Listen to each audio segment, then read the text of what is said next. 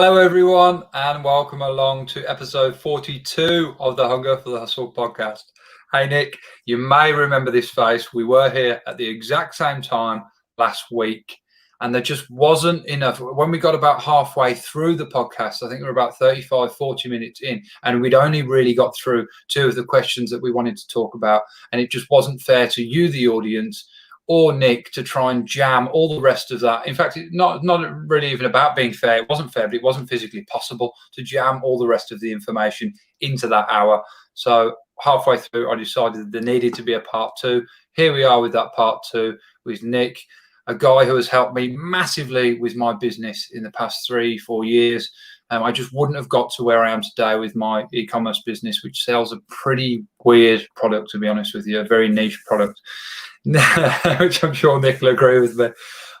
Nick is an e-commerce expert and Etsy consultant. He works with all the big four major platforms, Amazon, Etsy, eBay and Shopify, and he really gets stores rocketing. He's an expert at turning failing stores around, getting good stores started, and you know, taking those stores to the next level, the ones that have already embedded in for a while. Like I said, we're going to be dropping, well, Nick's going to be dropping, I'm going to be discussing that with him, but dropping some more gold nuggets today. If you are in the world of e-commerce, or if you're thinking about selling on Amazon, Etsy, eBay or Shopify, or if you just heard or you're aware of the fact that this really is the gold rush time for e-commerce, which has been just capitalized and fueled by what has happened this year with the pandemic, then this episode is for you, my friends. So we're going to be covering the misunderstanding around e-commerce and SEO, how ranking and the quality score, which is a big thing, comes into it, how to get your quality score, and how sales velocity is the rocket fuel to that quality score. Nick, how are you, and how's Cyprus? Yeah, good, thank you. It's still warm here. Today it's about 23, 24 degrees. It's sunny outside. Yeah, really nice, and really quiet because, of course, there's no tourists really here because of the pandemic. So nice. Yeah. It's nice all year round in Cyprus, isn't it, weather-wise? Yeah, I mean, we're about 350 meters up, but on the coast, it's a 3 or 4 degrees warmer than it is here. Even in January, it doesn't really go below 15 degrees, something like that. Lots of sun. Yeah, it's nice. Yeah, it never gets cold, really. I mean, and that's the kind of place and lifestyle you can live, and the internet lets it happen, isn't it? It's just great. Yeah, Cyprus is it's for a Mediterranean area place, it's a bit more progressive in terms of being able to set up businesses, run businesses, and make a living. Yeah, it's a good place to do it, and there are elements in each major city area where younger people congregate, and entrepreneurs, freelancers, things like that. For instance, in the town where I live, there's a building that's just dedicated to freelancers. You can go and rent a desk, sit down, and do your online business. It's pretty cool. It's funny you say that. I don't, and you know this about my business. I don't have an office. I don't have a brick and mortar building. I have people that help me with the business, but I don't have anyone that staff I employ. Most of it's just run off this device right here. But I do have an office. Excuse me, just checking the phone is on charge because that's what the Wi-Fi is running off to run this. I do have like an office over the space like across the road from my house where I just go when I don't want to work inside the house. They're great spaces. I forget what they call them, hot desks or like co-working spaces. That's what they call them. But anyway, we'll just give a little bit of a background on kind of how you got into that, Nick. Not just giving the sizzle, not the steak. I mean, some people will have seen this episode last week. But yeah, I mean, you didn't always work in this space. You moved to Cyprus and started selling, I mean, stones off the beach online, and it led to the position you're in today. Yeah. Just to give a brief synopsis or recap, we left England 7 years ago to live on a small Greek island, and it was an incredibly difficult place to be able to earn a living. There was only 8,000 people there, very few jobs. So we started by finding stones on the beach and putting them in groups making nice photos with them and starting to sell them to people who use those stones in their business or their hobbies. And that grew quite well. And then I realized that I could also advise people on Etsy and eBay and my website as well, which is where we were selling. I realized that I started to notice things about these platforms that other people hadn't noticed, and then was able to charge people money to give them that advice and grow their business as well as mine. And then that slowly took over my stone and mineral business as the main source of income. And now it's almost all of it. You know, we still do the stones and the minerals because it's just a hobby. It's good fun, keeps us fit. But it was the entry into this world of e-commerce and online selling, and more specifically working out how these platforms, the inner workings of the platforms, and knowing that as sellers we have to give these platforms certain things to be rewarded with sales. This is what we were getting towards last time, but we didn't have enough time, which is what I want to focus on a bit more in depth today. Yeah. And I mean, just in that, guys, I mean, Nik started a business essentially taking rock stones off the beach, selling them online, and that in itself just tells you that it doesn't matter what you sell, as long as you know to show it to the right people and you know who those people are, you can make a very successful business and actually a living online. Yeah, absolutely. Yeah, I gave the example last week of you can take one stone and then SEO it 3 or 4 different ways into different markets, and totally different people within different interests, different lifestyles are buying them, but it's the same stone.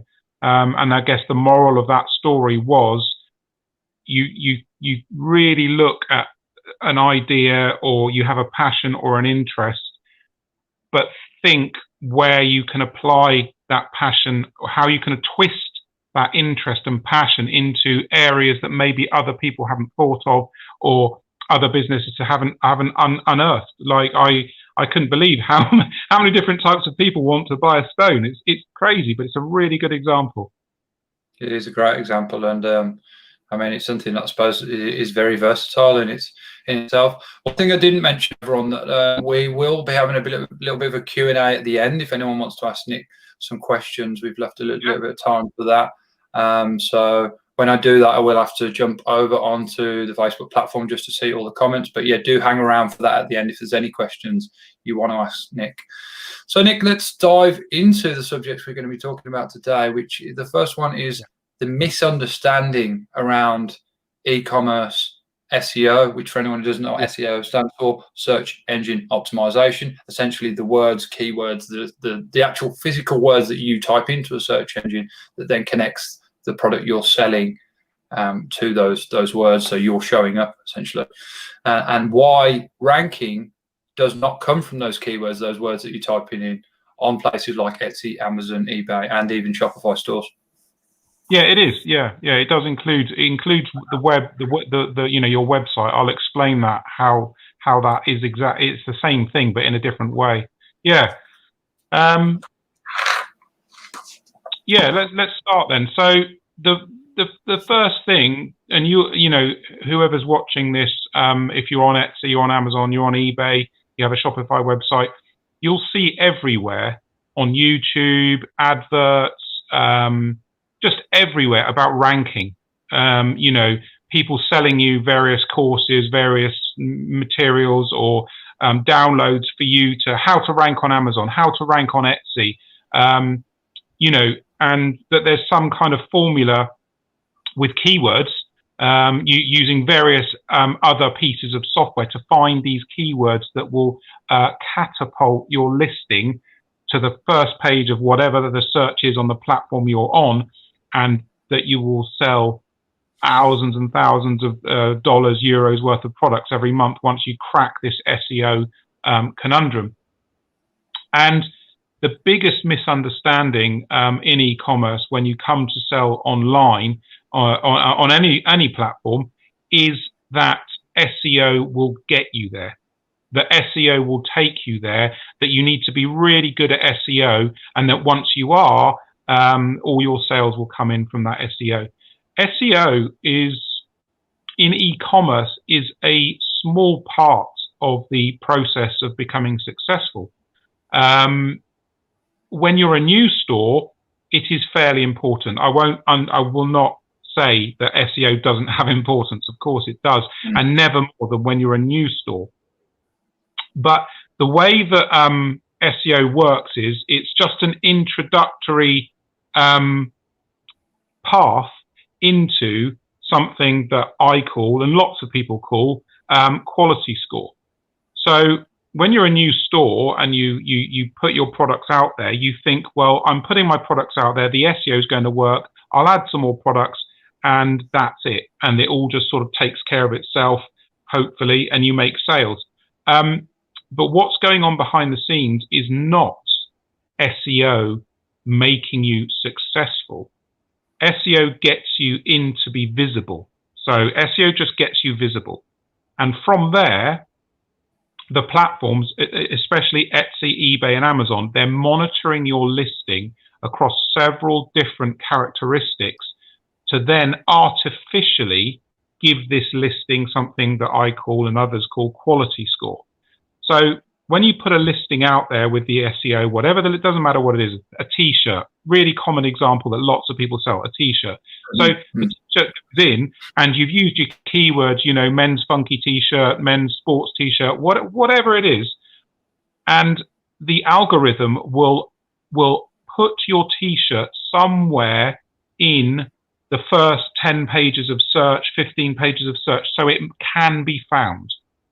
So the algorithm needs to give you something. It needs to give you an ability for your product to pick up the first pieces of quality score. And the first pieces of quality score are always search visits. So the first thing is just a visit. Someone comes in, they look at your t-shirt, they go away. But how long did they stay looking at the t-shirt? Did they scroll down the page and look at the description? Did they drop the price bar to see if, you know, how many different prices there were? You know, did they add it to their cart? So these first seemingly innocuous moves by a customer on your product give your product quality score. Those simple things that I've just mentioned are fragments of quality score which you've now gained. So if you start getting bits of quality score, the platform will want to just move your product a little bit further to see if it's possible for you to make a sale. And on Etsy, for example, lots of people, maybe some people have noticed this that are watching, you'll list a product and then you can go and find it on page 8, page 9, usually between 8 pages, 8 and 13, about an hour after you've listed it. You should be able to go and find it somewhere there. And then what happens is Etsy will move it up over the following days to attract more traffic to see if it will make a sale, to see if that quality score comes in a significant amount. The two biggest sources of quality score, by the way, guys, one is a sale and two is the review on that sale. So those are the two biggest sources of quality score. So if the t-shirt sells, that's massive for you in that product and your store.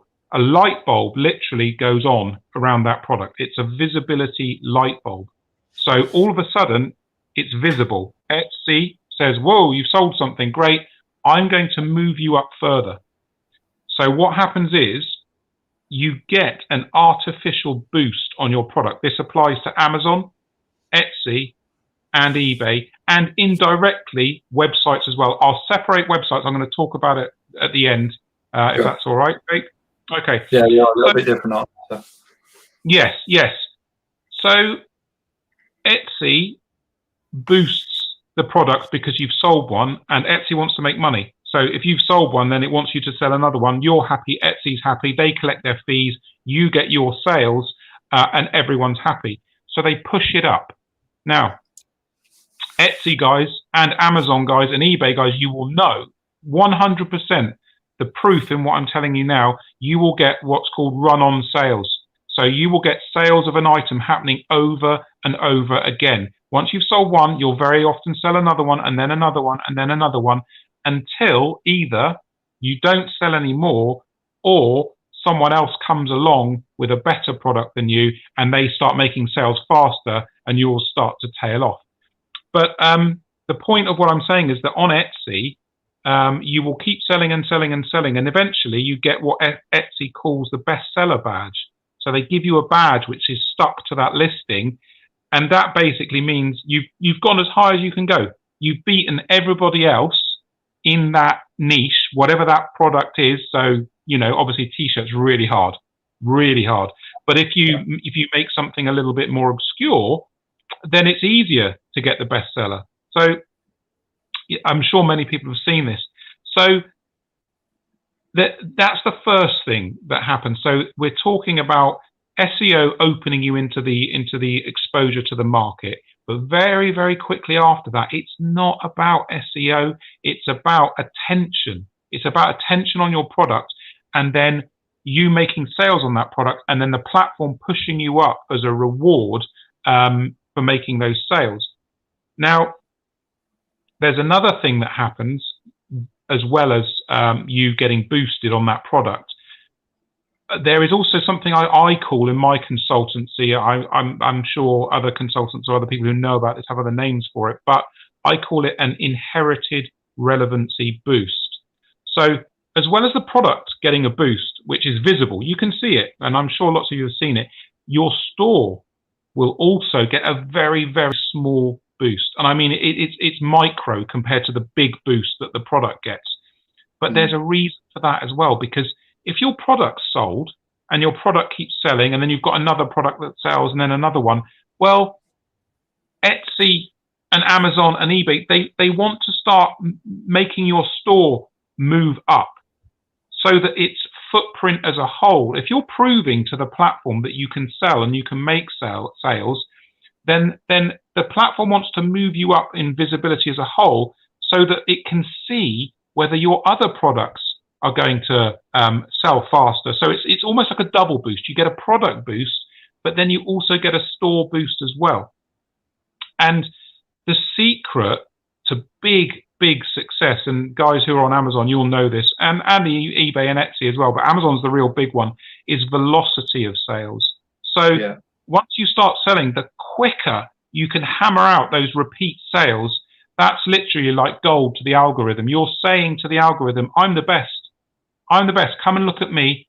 Come and look at me. I'm going to sell more than everyone else. And they will push your item like crazy. And on Amazon, I've worked with a client of mine who sells between $10 and $25 million of t-shirts a year. I helped get him there, and he was making a sale on Amazon. It was too fast for his phone to even register. So it was under 2 minutes a sale. So it was like 60 seconds. Yeah, crazy. Yeah. This was categoric proof of what I'm talking about in action, about him getting some products selling so fast because he'd been smart and found unique ways to twist the product, which is something else I talk about a lot, twisting products, but making a successful twist. And then people just went crazy. So it's not SEO. That has got nothing to do with SEO. As long as the keyword matches what the customer says, it's the quality score behind pushing this out everywhere to be sold. Yeah, and don't forget, guys. You know, why do you get moved at the rankings? Why does the platform, eBay, Etsy, Amazon want to show you more? Because when you make money, when you make a sale, they're making money as well. And, you know, that's what of course, they're providing you the platform to make money, but don't forget, they're wanting to make money as well. So, you know, you can akin it to a high street store. You know, a high street store, it may sell different stock from various different manufacturers, but it's always going to put the one that's selling the most right outside the front of the store. Or, you know, you can akin it to a supermarket. They have what they call the gondola ends, which is at the end of each aisle, they have like it's usually a pyramid. It's always the kind of thing, I guess, if you've got kids, you fear them knocking it over and it all just falling down. But they put that at the gondola end, and people, the brands pay very big money to have their products placed there. And it's usually very, very either products that are on a heavy promotion and they've paid for them to be there, or products that are selling very well, or you know, they're like themed products or Halloween or Christmas themed products, but the reason they're there is because they're making the supermarket, the high street store, and in the case we're talking about, eBay, Etsy, Amazon, they're going to move you up the rankings because they know they're going to make more money from the sales you're making. Yeah. So go on, Nick. No, okay. Go ahead. Before, I want to go into a bit more about the mechanics of stores, which I'll talk about in a minute. But before, I did say I wanted to talk about websites and Shopify. So we talked about how it works on e-commerce platforms. But, when it comes to a website, people will say, okay, well, how does that work with a website? That, no one's pushing quality score. It's me with my website. So the understanding is quite simple. The quality score is hidden within the search engines. So whereas the algorithm on an e-commerce platform is the gatekeeper, the holder of the quality score, on the internet, it's Google, it's Bing, it's Yahoo, it's the search engines. It's exactly the same. So your website, which is your product, gets listed, indexed in the search engines, and then it's exactly the same. The customer comes in, they land on your t-shirt store, Shopify store page, your website. They click on a t-shirt. How long do they stay on that t-shirt? Did they scroll down the page? Did they read at a human level of interaction, or so that the search engine thinks this is a genuine search? Did they click on any buttons? Did they add it to the cart? All of this stuff is signaling to Google, just like Etsy, Amazon, and eBay, that the page is worth looking at. The longer you stay there, the more you do on that page or the website, the higher the search engine's going to rank you, because the guy or the girl would have typed in men's funky t-shirt or funny man's t-shirt, or whatever the keyword was, and they found your site, and then they spent time on it. It's the SEO that got you there, but the quality of the experience of the visit that pushes you up. So it's getting past SEO. When I deal with people in my consultancy about SEO, talking about SEO, they all pile into me wanting SEO work. And the very first thing I do is I pass them through my filter, my screening process, about whether they have any grounds at all to be talking about SEO. Because honestly, I'm talking like overwhelming 95% of the time, we don't need to be talking about SEO. We need to be talking about quality score. And usually the lack of quality score, why their store isn't working, why are they missing quality score, what haven't they done, or what have they done very badly? And let me give you an example of someone doing something very badly with quality score. Every time you list a product, you get given neutral quality score. So it's neither good or bad. And something that a lot of people do and make a huge mistake, it will kill your store if you do this, is you take your items from Shopify and you bounce them across to Etsy. So you flood your store in a weekend with, say, 500 items. And if you don't know anything, you would assume that's okay. Because you don't know the pitfall of what you've just done. And the pitfall is you've released 500 light bulbs of visibility all at once into the platform. The platform sees a nuclear bomb going off, right? It's crazy. A massive bomb of visibility and then nothing. Yeah. So the algorithm goes, whoa, what was that? Why did we just get this big corona, no pun intended, of visibility, and then it disappeared? And that's one of the biggest mistakes you can make on any platform, flooding it with listings and expecting it to be okay. You're essentially spamming the platform, and I mean, and there's no wonder why people wouldn't think to do that, because of course things like Shopify provide you with the apps and somewhat coax you into going, hey, make sure you connect your Etsy and your Amazon and your eBay, and because you can instantly just transfer the products across. It makes it very easy for you. But yeah, it comes again and again and again. Patience and persistence are two of the biggest skills you're going to need from a mindset perspective in the world of business and entrepreneurship. This stuff that we're talking about here, Nick, and perhaps you can give a bit more context than I can. we're not talking about days here. We're not talking about weeks. We're talking about months, and many of them, and really years as well. I know it took me that long to get to a good stage, and many of the people that I know, particularly with Amazon now, Amazon's becoming a lot more competitive. I'm not saying any of this stuff is impossible. You can have great success with it, but it just takes time. Yeah, absolutely. The thing is, we've all been led to believe, especially in the last 3 years, everyone, I'm sure, would have seen all these videos on YouTube telling you how to, they basically want to sell you a course. They want to sell you information on how you can very quickly get a $10,000 a month product on Amazon. You don't need months and months to do this. This can be done in a couple of weeks, quick amount of time. Now, it is possible to do that. You can set up Amazon, and with the correct marketing and the correct thinking behind a product, launch it, get velocity of sale to then make a lot of sales, because the algorithm then pushes the product, and then you get these $5,000 a month, $10,000 a month, $20,000 a month products and more. It can be done, yes. But the reality is, and this is for the overwhelming amount of people, is it's not going to work. It's not going to work, because your components that would be necessary, and I'm only talking on Amazon here, by the way.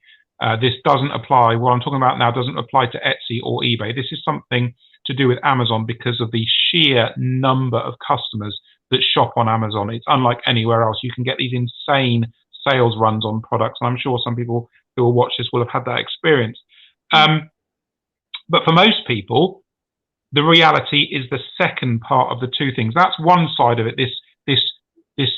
Or it's not a dream, but it's unlikely that you're going to do this, but it is possible. The second part is what happens to most people, which is you need to realize that you have to give something to the platform, which is your products, but more than that, understand that you've got to have a pathway for your products.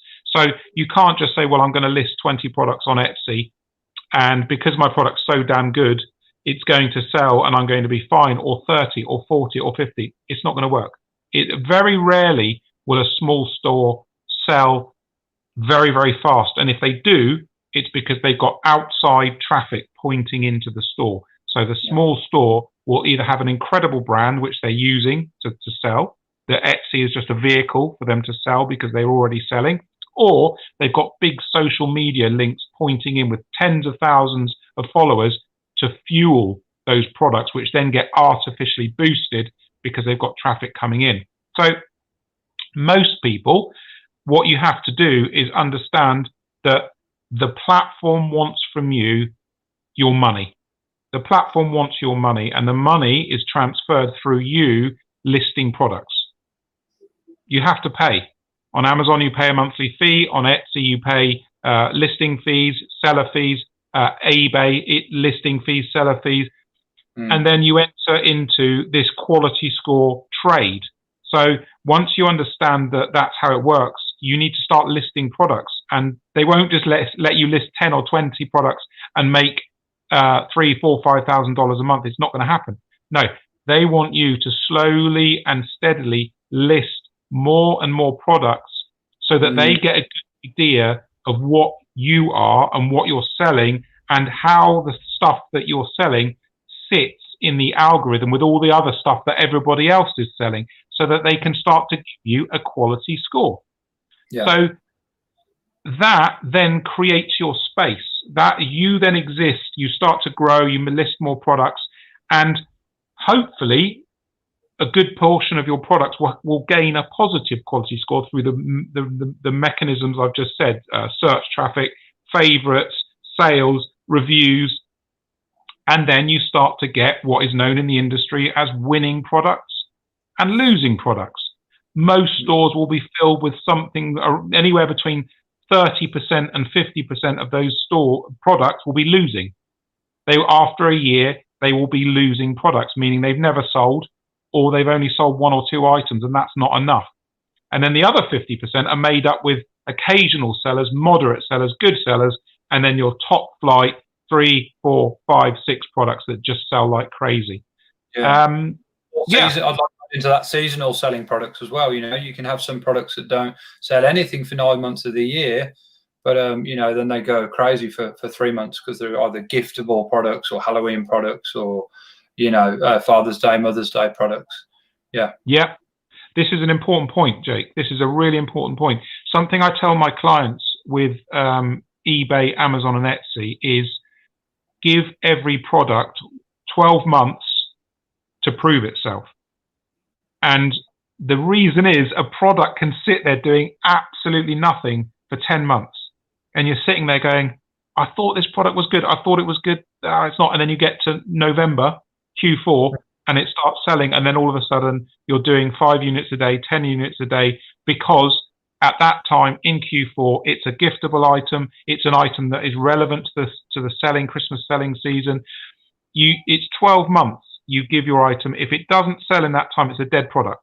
It's a dead product. On Amazon, 12 months is probably too long. I'd say 6 months. But just to give the purpose, if it's never sold in 12 months or just 1 or 2, it's a failed product. No, yeah, I agree. And particularly knowing, I speak from experience here, people may or may not know who watch. I tried to do the thing with Amazon. For me, it didn't work. Nick, you know that. And I ended up canning the product. For me, it just didn't. There was kind of a couple of things going on there. It was more really what was going on for me. I had so many things going on that my other business, Paddock Blade, was excelling so well that I needed to spend all my time and focus on that. I probably will go back to Amazon at some point. I may even bring the Paddock Blade products over to Amazon. Who knows? But yeah, and I just want to say, the things we're talking about here, it is possible to have overnight access with any of these platforms, but it's also possible to buy a lottery ticket tomorrow and win. These things do happen, and you've got to be in it to win it, quite literally. But having the expectation that and going into it at entry level, having the expectation that that's what is going to happen to you is just too much potential to lead to massive disappointment. And then for you to just come away from the platform immediately because you've been watching videos on YouTube and someone in the Ferrari or the Maserati, which is probably rented or hired anyway, has told you that if you buy their course within 2 weeks, you'll be earning $10,000. Well, the course probably costs half of that anyway. So just keep an open mind, guys, and listen to genuine, authentic people like Nick who have helped people with hundreds of stores.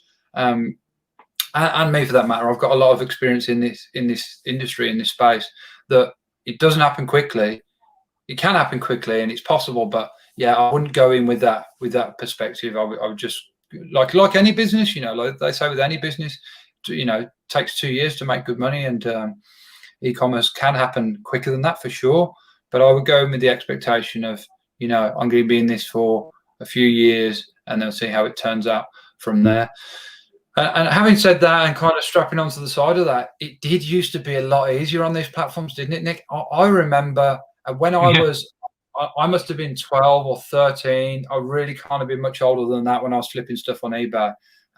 A lot of stuff, it was just like stuff I'd find in the garage or at home, and I'd just like, I reckon I can sell that for a few dollars. And I'll never forget one thing I saw was my collection of WWF wrestling figures. I was just mad about wrestling, and then I got to maybe 14, 15, 16. I think I figured out what like about girls or something like that, and thought, these aren't cool. Everyone's going to think I'm a geek if I keep collecting these. And I sold them all, and it's one thing I really regret doing because they're like, A, they're highly valuable now, and B, I kind of like wrestling again. So but it was a lot it was a lot easier, wasn't it? They just used to let you list things at scale.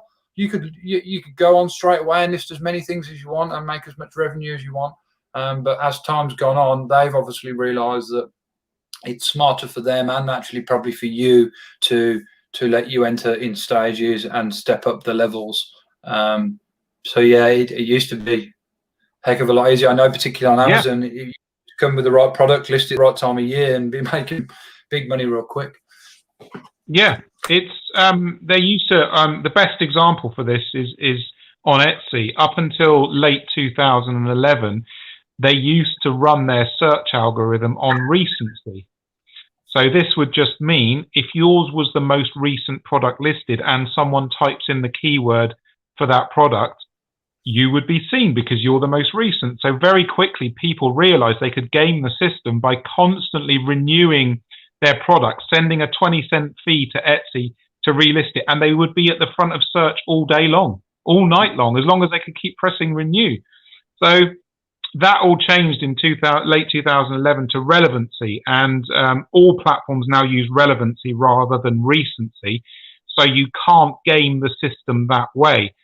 But of course, people realized that you could artificially influence, especially Amazon, by injecting sales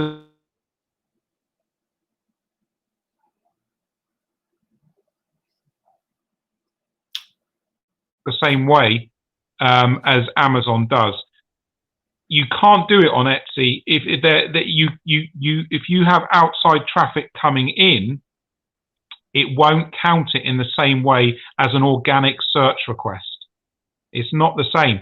But on Amazon, for years, you could just pump Amazon with external sales, basically just getting people to buy and review your products. I mean, it's got a lot harder now, way harder. It's still going on, but just really hard.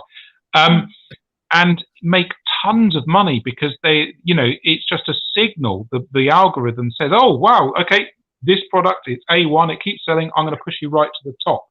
So yeah, it's much harder now to game the system than it used to be. But there was definitely a gold rush period of time between, say, 2006 and 2011.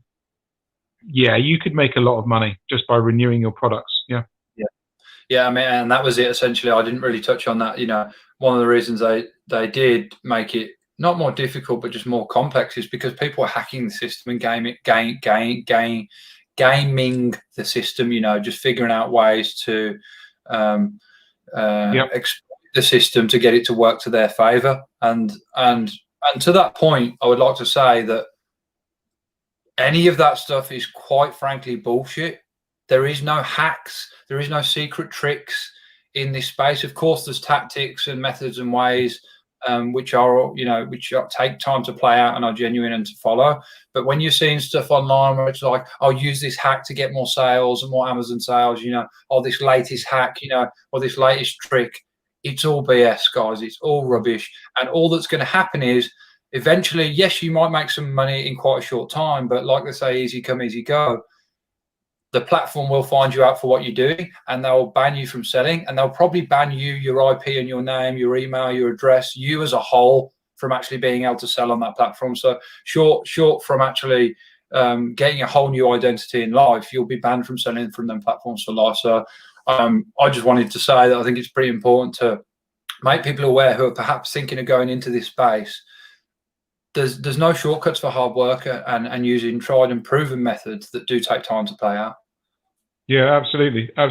And once you realise that there is a set series of gates that you have to pass through to become successful on these platforms, the quicker you get into the mindset that I give something to you, the platform, and you give something to me, and over time we both make more money. The sooner you accept that and understand that you've got to go through past these gates, the more successful you will be.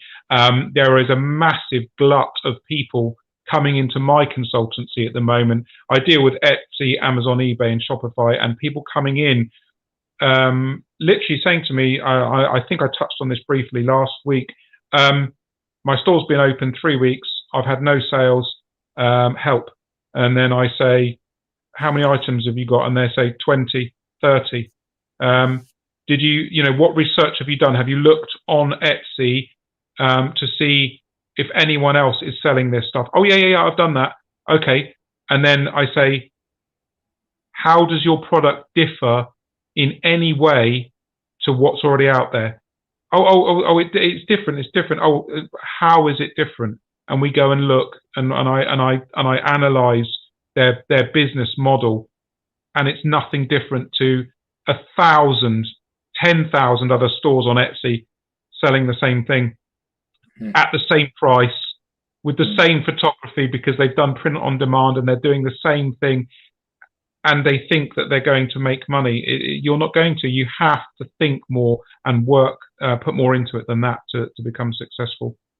And you know what? That is actually exactly what happened to me on Amazon. I sold a product that 100 other people were selling at a time where it was just getting more and more popular. Probably should have taken action quicker. And before I knew it, I just had a product that was getting made en masse. And you couldn't, like, it didn't matter what I did. It was, you know, well, I'll tell everyone it was a scratch map of the world. It was a fantastic product, a map with a gold foil layer that you scratched off where you've been. It's a great product. And I really went to town to design one that was, I mean, semi-unique in that it had so many borders and features on there and national parks and wonders of the world. But essentially, you know, it was a map, and there's only one way to photograph a map, and that's pretty much square on, so you can show the whole of it. Of course, you can go in and do little intricacies, but it can make it pretty difficult. I always think the more niche your product is, the more off center it is, the more kind of out there it is, the more you've got a certain audience to dial into, then, and you know how to, who that audience is, and to advertise to them to that end. I think you're way ahead of the pack with products like that. Yeah, absolutely. If you get into a niche area with your products, and most importantly, know that you're going to supply a significant amount of those products, because remember, that's where quality score comes from. It's not enough to have one product. You need an arsenal, a brand, a business, an identity of what you're going to do. But the more niche it is, the easier it is to obtain quality score from the platform. For example, I mean, I don't mind telling you guys this. In my mineral store, my stone store, I sell. This is another good example of quality score. I sell volcanic rock. So I sell volcanic rock. You can go and find volcanic rock on the internet, right? But you can't find the volcanic rock that I've got because I've happened to find one person selling this rock, and he's not interested in the internet. He's not interested in selling online. He's not, but I am. And the twist, these little pieces of volcanic rock, I sell it as aromatherapy infusing rock. It's just volcanic rock, but it's sold in batches that you put into a holder, and then you drizzle your oil on it and then heat it underneath with a candle, and it releases these wonderful aromas into your house or meditation space or office or workspace, whatever you're doing, and it sells all year round. Yeah, and that is super niche. Yeah, but the competition is so low. I get the quality score so regularly. I sell regularly. I've sold kilos and kilos of this stuff, you know, in 4 or 5 little pieces, which is 9, 10 euros for 4 or 5 pieces, kilos and kilos, because no one can get what I've got, and I'm twisting it into aromatherapy spas, hotels, where it will be used. Yeah. So yeah, there's a good example of a niche product. Yeah. Yeah, and to that point, I think like it's about, like, that's a trend there, like the whole holistic therapy thing, you know, yoga, meditation, self-care, self-love, all that kind of stuff. It's about taking something that you already sell, and you may have already sold to a different point, to a different end for a while, and then going, okay, there's this new trend. How can I adapt my product to you know, align with that? Because you often can, exactly like you have there. So it's about you know, not oh, they say think outside the box. Just get rid of the box. Just smash the box to bits. Get rid of it. You know, this is not serving you. And playing on trend, and even kind of seeing trends as they come in and adapting to them. Yeah.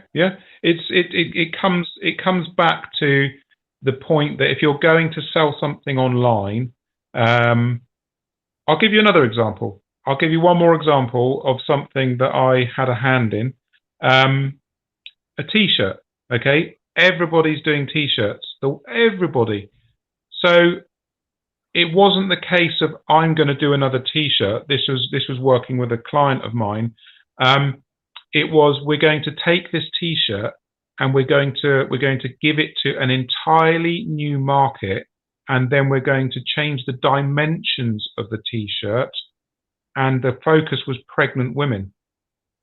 So creating a T-shirt with a pouch at the front that can stretch and move with the pregnant woman, and then have all sorts of funny slogans and this and all over the T-shirt, literally made tons of money. That I can't be any clearer than that. Yeah. They're everywhere now, but 4 years ago they weren't anywhere. Yeah.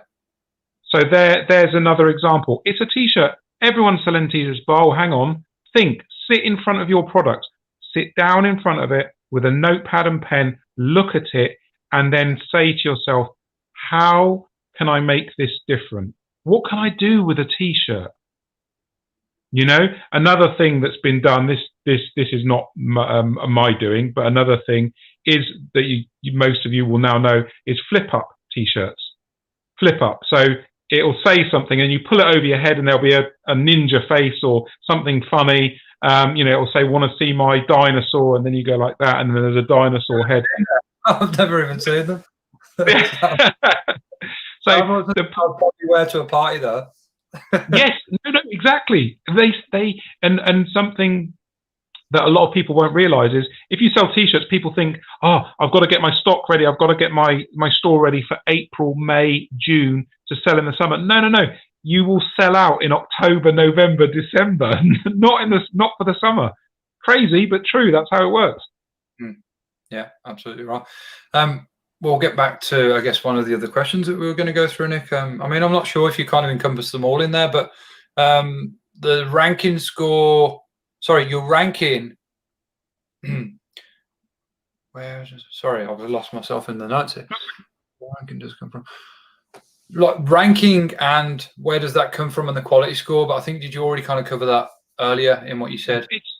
It's basically the SEO gets you in, then once you start getting searches and favorites, and then you make a sale, very quickly the quality score takes over as the primary factor for you being found in the algorithm search on the platform that you're on. And then behind that, it's the velocity of sales that feeds the quality score, that feeds the SEO, that gets you in front of the customer search query. So, as an example, if you did funny T-shirts, funny T-shirt for dads or something like that, you're going to get a ton, tens of thousands of T-shirts come up. But literally, if you're the one that's been selling over and over again with those keywords and the quality score has come into you, you're going to be pushed up ahead of most of the other people.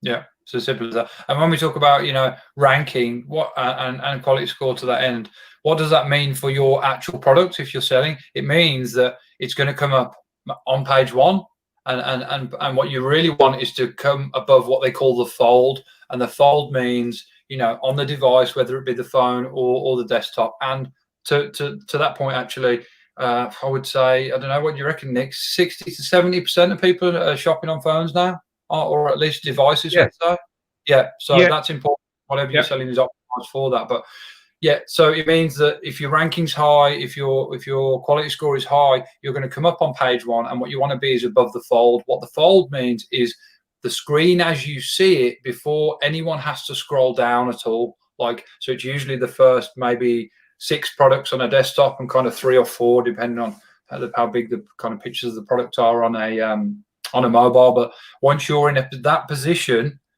the amount you will sell just because you are visible, and so many people, like probably 70, 80, 90% of people don't even go past the first page, because life's so quick now and everyone just wants everything instantly. They're like, yep, funny T-shirt for dad. Okay, boom, there we go. Yep, that's it, done. You know, just because you're up there on that first page above the fold, because your ranking is high, because your quality score is high, and you know, that ties in with SEO, as Nick's explained, that's when you're going to start making some big bucks. Last 10 minutes Nick, I'll just jump over to Facebook here and see if we've had anyone ask any questions. Feel free to jump in the comments, guys. Whatever you're listening on, you can usually put comments in, and please do ask some questions. Yep, I'm ready. If anyone has any questions, yeah, for sure. Just give me a minute. Yeah.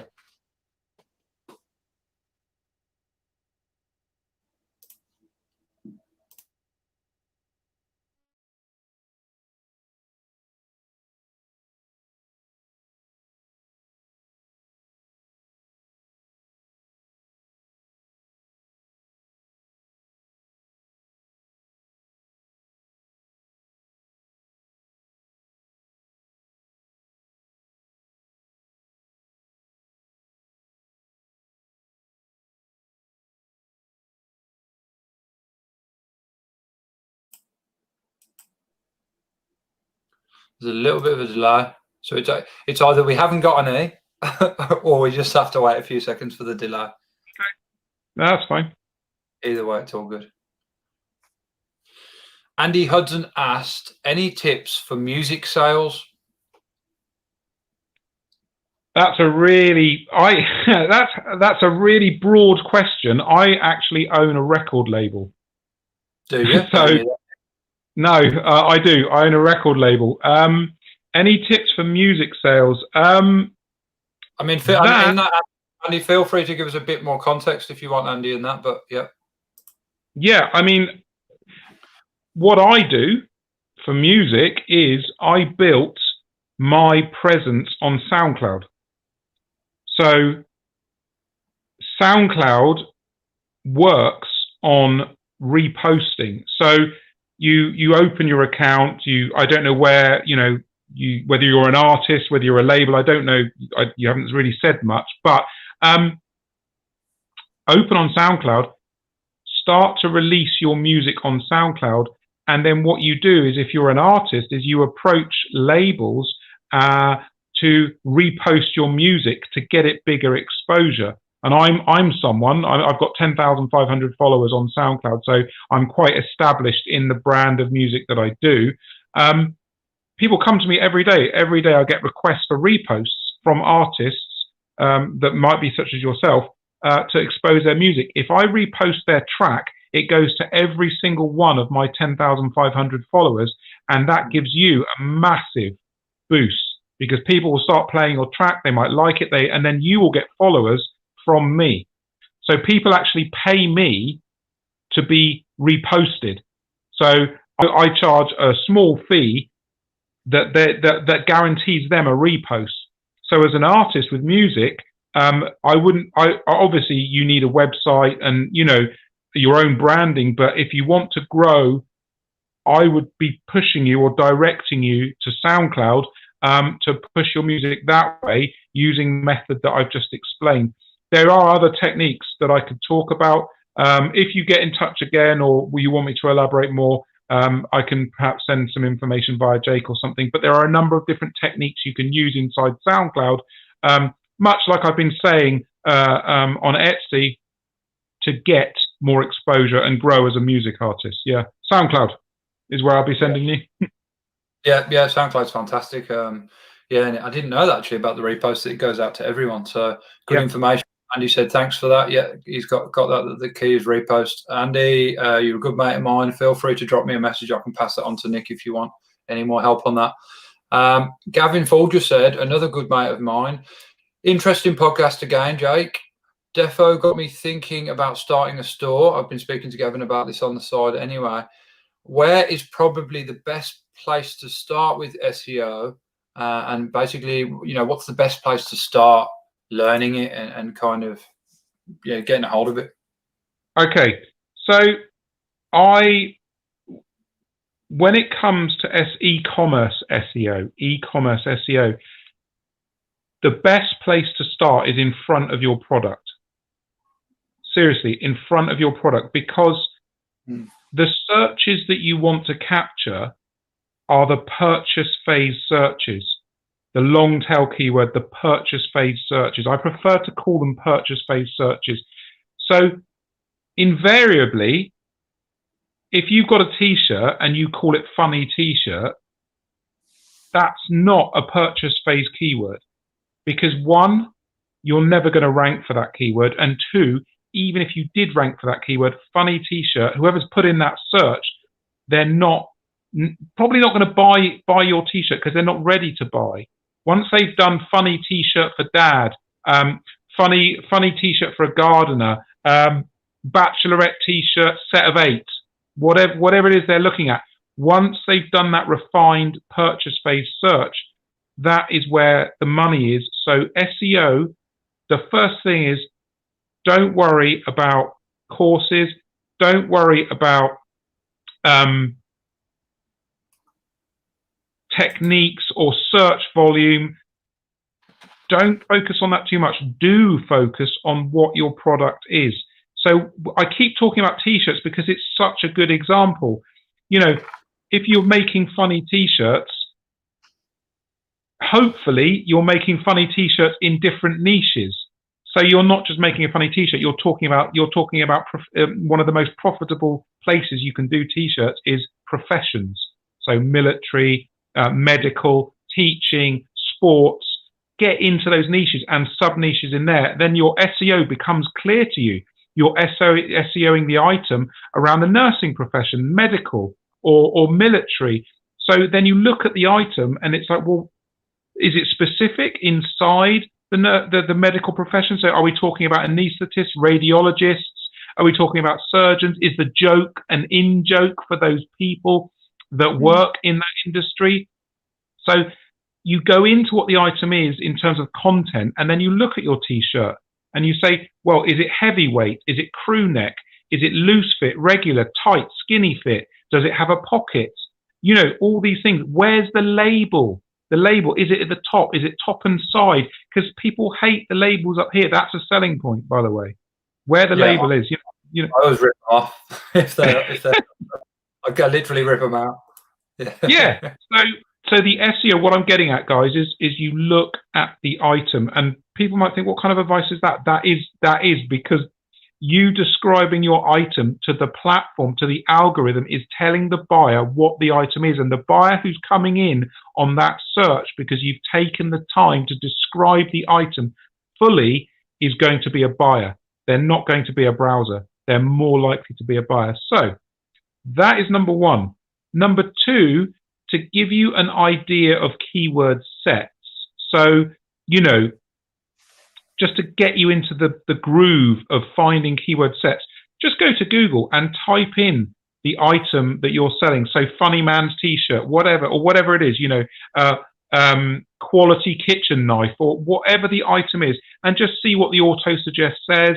Look at the bottom of Google to see also the relevant searches to give you an idea of what people are looking for. So it's a combination of looking in search engines to see what keywords are coming up and using your own common sense and describing your item fully. Remember I said, I think I said, on Etsy, SEO is describing the same item in different ways. So you describe the same item in different ways to fill up your product title space, lots of unique keywords. So yeah, the number one thing is sit in front of your item and just go over everything. And once you've done it once, it'll get quicker and quicker. Don't sit there thinking, oh God, I can't spend half an hour in front of 200 products. You don't need to. No. Once you get going, once you start to get this simple idea of describing the product, it gets a lot faster. Sorry, I went on a bit there. I know it's important you give a good and full answer, and we'll probably run a couple of minutes over here. That's fine. I would just like to add something to that, you know, when you're thinking about SEO, like just simply look at the thing. Like I'll take this, in fact, no, I'll take this because it's a good example. Like look at the thing and go, if I was to look for that on the internet, what would I type in? Like what would I call that? What would I type in? Just think, because you know, the people that are searching, they're people just like you, and what they type in to look for the thing, you know, perhaps ask 5 or 10 of your friends or family, you know, this is a wax candle, it's one of those crackly ones, it's a sand and driftwood one. So what would I type in? I'd probably type in, as a bloke of my age, I'd probably type in smelly crackle candle. That's probably what I'd type. God, it smells great. I'd probably type in smelly crackle candle or something like that, you know, and then just ask 10 other people. Make sure you ask women and guys from various ages, and then just make a list of them, and that's going to give you some of your keywords and search terms. Maybe, Nick, one more thing. I know someone tried the way to explain this is pretty tough, and I can't never seem to explain it in a good way, but the difference, and a lot of people won't know there is a difference between keywords and search terms.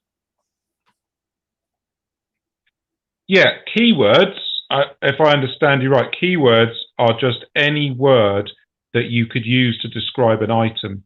Search terms are keywords that have floated up through the sea of words and become terms that people regularly use, and therefore you would want to incorporate into your SEO, which is why I was suggesting, just quickly, I mean, there's many different ways you can do it, but Google, look at their autocomplete and look at the suggested search to see those terms. And something that comes from this is that a short tail keyword or keyword that you're not going to rank for inevitably runs into something much longer or purchase phase that you will buy from, that someone will buy from you anyway. If you're doing your SEO well, you will have funny men's white dog t-shirt. Funny men's white dog t-shirt. That is a purchase phase keyword. But dog t-shirt on its own is not. It's a browse phase keyword. But when you look at suggested search, when you look at search terms, dog t-shirt is something that's obviously going to have loads of search volume. That is a search term. So is funny men's white dog t-shirt, but that is keywords you've put together to make it relevant to your item. So when you go into Google, and if you went into Keyword Planner to see the volume of searches for whatever keyword string you want to use, dog t-shirt's probably going to have 9,000 results a month, or 12 or 20,000. But funny men's white dog t-shirt, even if Google gives you any information on that, it might be 100, 200, 400. I don't know. It's going to be low compared to dog t-shirt. So I think that's my interpretation of your question. Yeah, no, it does make sense, and I hope that's give the audience a bit more clarity. Nick, it's been fantastic spending some time with you again. If any of you guys, you know, want some help with your store, perhaps thinking about moving into this space, you know, I'll put myself out there as well. I've been in this space for a long time. Contact me through Facebook or Instagram. You find me very easily on both of them, just Jake Hero 7. But Nick's really the guy you want to speak to, I'll tell you that. And if you've noticed, he's been scrolling through the whole episode, so you really can't miss it. We've got a little banner at the bottom here, at Etsy Specialist on Facebook, and Upwork is, you know, we talked about Upwork on the last episode, which is essentially a fantastic space for freelancers to be hired and for you to find freelancers all around the world, and they're all shown very easily and very clearly in their quality and their reviews and their level of their ability. And you can find Nick on Upwork by typing in Nicholas P. I actually found out, Nick, that was the best way to find you, but because there was quite a few guys called Nick P on there, but Nicholas P. And you'll see a black and white photo of Nick with slightly longer hair than he's got now, but it's definitely definitely the same guy. yeah, it's me. Yeah, well, thanks, Jake. Nick, and I know I'll be speaking to you soon. And thanks for joining, everyone. You know, a show is nothing without its guests. So thank you all, particularly guys who watched last week and this week. Really appreciate you. And if you've enjoyed the show, please like, share, follow, and, you know, suggest it to some other people that you think might get some value too. Take care, everyone. Enjoy your weekend, and enjoy your weekend as well, Nick. You too. Bye-bye.